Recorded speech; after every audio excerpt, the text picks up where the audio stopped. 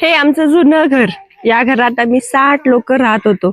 बघा, खूप आठवणी आहेत आमच्या या घराची. ही आमच्या घराची पाठीमागची बाजू, मेन बाजू आमची त्या तिकडच्या गल्लीत आहे. चिव मम्माचं घर बघ, चिव मम्माचं घर बघ, मम्माचं घर. आमची गल्ली, लहानपणीच्या खूप साऱ्या आठवणी आहेत. आम्ही या गल्लीत राहत होतो, लहानाचं मोठं इथंच झालो. पहिल्यांदा जेव्हा स्प्लेंडर मी शिकले ना, तेव्हा आमच्या याच गल्लीत शिकले होते स्प्लेंडर. खूप खेळायचो.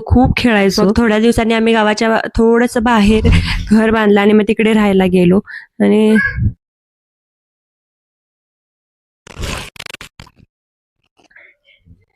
चला या तुम्हाला सगळ्यांना आमचं शेत दाखवते. आम्ही लहानपणी ना, आमची शेतं खूप जवळ आहेत, जास्त लांब नाही आहेत. काही मोजकी शेत आहेत ती लांब आहेत. तर आम्ही या रोडवरून, पहिला आम्हाला खूप लांब वाटायची आमची शेतं, पण आता मोठे झालोय तर जवळ सगळं वाटायला लागलंय. खूप दिवसांनी यायला लागलीये मी, म्हणजे लग्न झाल्यापासून पहिल्यांदाच या रोडवरून चाललीये मी शेताकडे. गेले होते एकदा, पण ते फाट्यावरून डायरेक्ट गेले होते. आता या रोडवरून खूप सारे, म्हणजे पहिल्याच्या ज्या आठवणी आहेत ते सगळ्या आठवायला लागलेत. चला मग तुम्हाला पण दाखवते आम्ही काय काय करत होतो, कुठे कुठे जात होतो. चला या.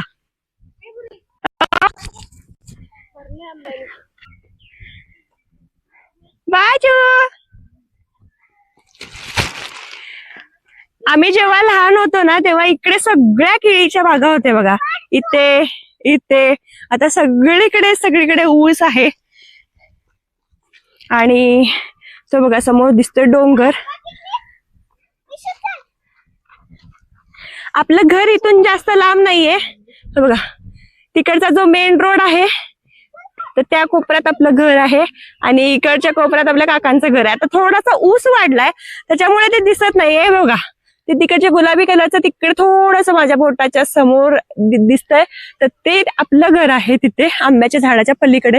त्यामुळे जरी मम्मीनं बघितली तिथून तरी आपल्याला दिसत असेल, मम्मीला आपण दिसत असेल की आपण आता पोरी चाललेत फिरायला. त्यामुळे इतकं जास्त लांब नाही, फक्त ऊस वाढलाय म्हणून दिसतंय. आणि पाऊस बघा समोर ढग धरलेत, काळे ढग झालेत.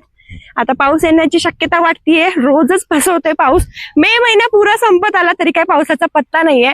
आणि पोरांना खास आम्ही फिरवायला घेऊन आलोय आणि पोरांच्या पेक्षा आम्हाला आमच्या आठवणी ताज्या करायच्या आहेत म्हणून आम्ही घेऊन आलोय. तर मुलांना पण दाखवता येईल की आम्ही काय काय करायचो आणि आपल्या मम्मीचं शेत कुठलं, किंवा आपल्या मम्मी लोकांचं किंवा बहिणींना पण खूप साऱ्या आठवणी ताज्या करायच्या आहेत. आम्ही खूप मस्ती केली आहे शेतामध्ये. रविवार शनिवार असला की सकाळची शाळा झाली की शेतात यायचं, आंबे खायचे, भरपूर सारी धामणं खायची. जांभळं आमच्या इकडे जास्त नाहीयेत आमच्या गावामध्ये, तर आंबे खूप आहेत, फणस खूप आहेत, काजूच्या बागा ठराविक आहेत, जास्त नाहीयेत या रोडने. तर ते सगळे एन्जॉय करायचं. चला तर मग तुम्हाला दाखवते. ये चला चला चला चला, पळा पळा पळा पळा पळा पळा पळा पळा पळा पळा पळा. समोर जे दिसतंय ते बघा फणसाचं झाड. इथे बांधावरून ना सगळी फणसाची झाडं होती आधी. हे बघा फणसाचं झाड. इकडे ना सगळे बांधावरून फणसाची झाडं होती आधी. आता ना बऱ्यापैकी कमी झालेत फणसाची झाडं, तोडलेत. नाहीतर हा रोड सगळा फणसाची आणि आंब्याची झाडं असायची. 10 वर्षापूर्वी ना इथे आंब्याची एवढी झाडं होती की आंबे पावसाळ्यात असे ना पडून जायचे, अक्षरशः कुजून पडून पिकून जायचे. हे जे समोर दिसतंय आंब्याचं झाड, तर या आंब्याच्या झाडावर मी खूप आंबे काढले. चढून वरती चढायचे आणि लोणच्यासाठी ना आंबे काढायचे मी आणि पूर्ण टोकापर्यंत जायचे. मला खूप आठवायला लागले आता आल्यापासून, कारण भरपूर दिवस झाले मी आलेच नव्हते शेताकडे. ही बघा इथून पासून आता आमची शेतं चालू होतात, ती खालीपर्यंत नदीपर्यंत आमची शेतं आहेत. तर हा, आणि आता कसे सगळे काका वगैरे विभक्त झाल्यामुळे सगळ्यांची आता वाटण्या झालेल्यामुळे ना सगळे वेगवेगळं दिसेल ना, तर सरसकट एक शेती असं होतं आमचं. ढगाळ वातावरण आहे बघा.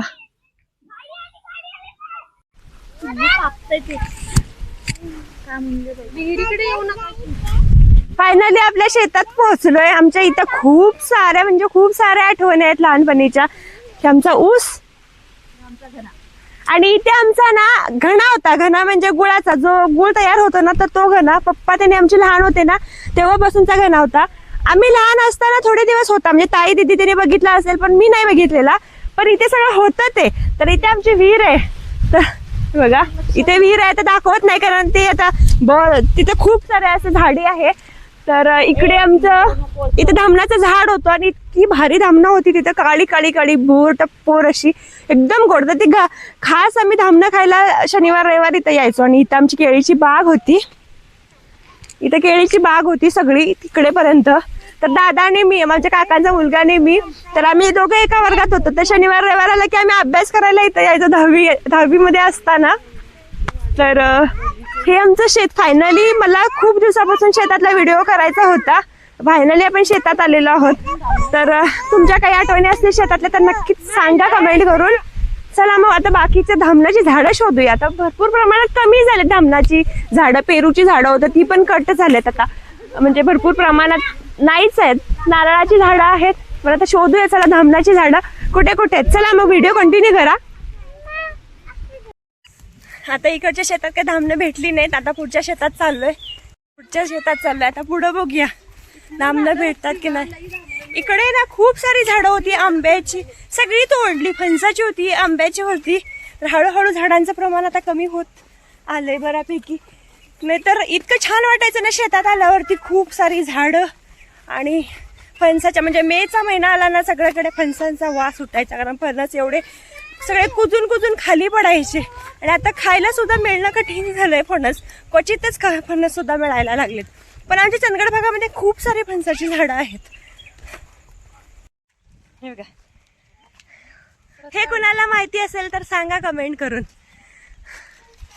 हे बघा, हे वेल, तर याला म्हणतात रताळ्याचे वेल. मी भरपूर वेळेला रताळ्याची खीर वगैरे दाखवली आहे. तर चंदगड भागातली आपल्या गावाकडची मंडळी असतील तर त्यांना माहितीच आहे हे कशाचे वेल आहेत. पण ज्यांना माहिती नाही त्यांच्यासाठी सांगते. हे चिन्याची किंवा रताळ्याचे वेल आहेत. आमच्या इकडे चिन्नी म्हणतात ह्याला. हे बघा,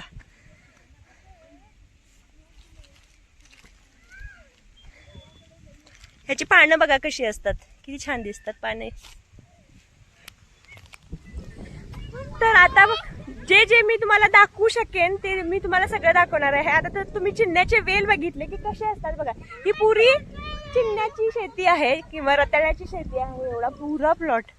आणि बाकीचा आता ऊस आहे. आणि जिथे जिथे काय काय असेल वेगळं काय बघायला मिळेल तर ते सगळं दाखवते. चला मग जाऊया. फायनली आपण धामणाच्या झाडाजवळ आलेलो आहोत. आणि बघा धामणाचं झाड कसं असतं बघा, जसे आंब्याचे वगैरे झाडं असतात ना तशीच झाडं असतात ही. म्हणजे जास्त छोटी नसतात, बऱ्यापैकी मोठीच असतात. हे बघा, आणि पानं बघा त्याची कशी असतात. धामणं मी ह्याच्या मागे पण दाखवलेले आहे धामणं कशी असतात. तर हे बघा आमची मंडळी बघा धामणं गोळा करायला किती उत्सुक झालेले आहेत. पहिल्यांदा आज या वर्षीची धामणं आहेत ती आज मी नवी करणार आहे किंवा टेस्ट करणार आहे. चिव दाखव धामणं. हे बघा, चिवनं सुद्धा आमच्या गोळा केलेत धामणं. हे बघा, वा यम्मी आहे. पोरं बघा किती खुश झालेत.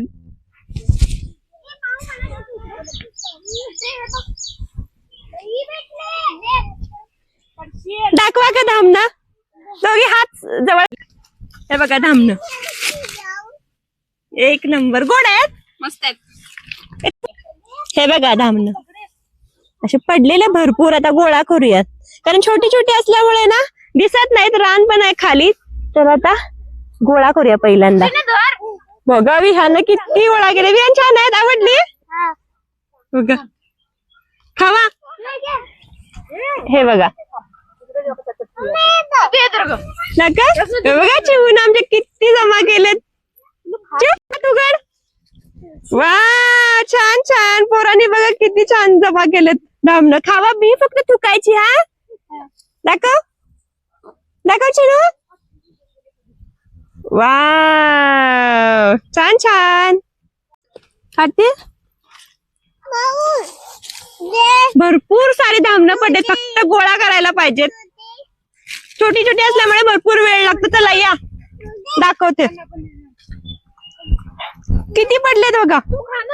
आणि मस्त मोठी अशी टपोरी आहेत. चिव बघा आमची टोपी घेऊन गोळा करायला लागले. गोळा कर.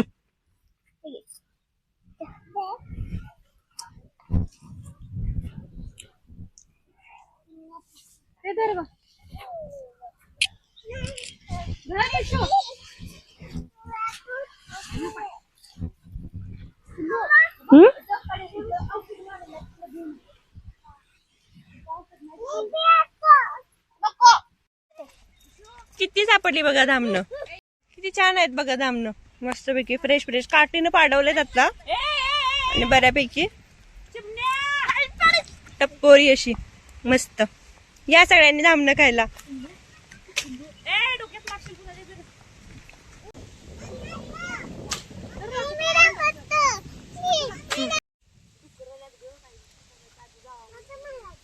ती काय रस्त्यावर येत नाही,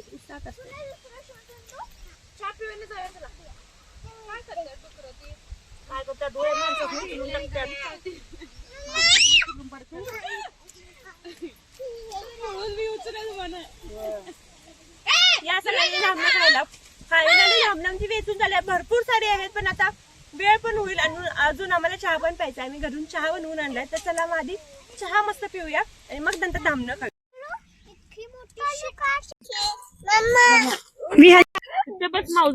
आम्ही शेतात खायला काय घेऊन आलोय बघा, मस्त चिरमुऱ्या घेऊन आलोय छानपैकी.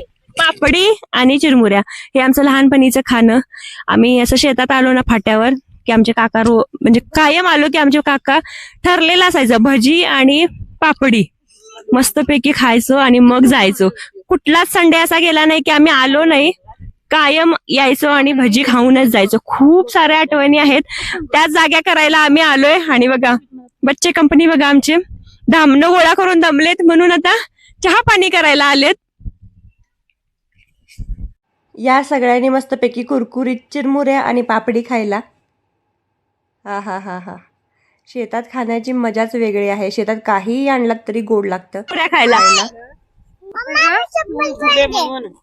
चिमण्या चप्पल ठेवते बाजूस. चहा आणि चिरमुऱ्या, गावाकडची मजा, शेतातली मजा, लहानपणीच्या आठवणी. गरमागरम चहा आणि चिरमुरे पिशवीतली बिस्किट टाकत खायला प्यायला या सगळ्यांनी. एक नंबर. आमच्या जमान्यातली जी मंडळी असते त्यांना त्यांच्या आठवणी जाग्या झाल्या असतील हे सगळं बघून. आमच्या वेळेला जास्त बिस्किट पण नाही मिळायची. पार्लेजीचा फेमस पुडा होता, बिस्किट पुडा. त्याच्या व्यतिरिक्त कुठलं बिस्किट सुद्धा माहिती नव्हतं. आता इतक्या प्रकारची बिस्किट आणि काय काय आलेत, पण बिस्किटाऐवजी चिरमुरा आणि चहाची जी टेस्ट आहे किंवा चव आहे ती काही वेगळीच आहे. त्याची टेस्ट किंवा चव कुठेच नाही मिळणार कुठल्याच बिस्किट. चला आता आपली मस्तपैकी एक शेताकडची ट्रिप झालेली आहे. खूप मजा आली, धामणं खाल्ली, भरपूर चिरमुऱ्या, चहा पिला, शेत सगळी बघितली. खूप वर्षानंतर आलो शेताकडे सगळ्यांसोबत. यावेळेची सुट्टी खूप मजेत गेली, सगळीकडे फिरलो सोबत. त्यामुळे छान सुट्टी गेली. भेटूया अशाच नवनवीन व्हिडिओ मध्ये. तोपर्यंत बाय, धन्यवाद.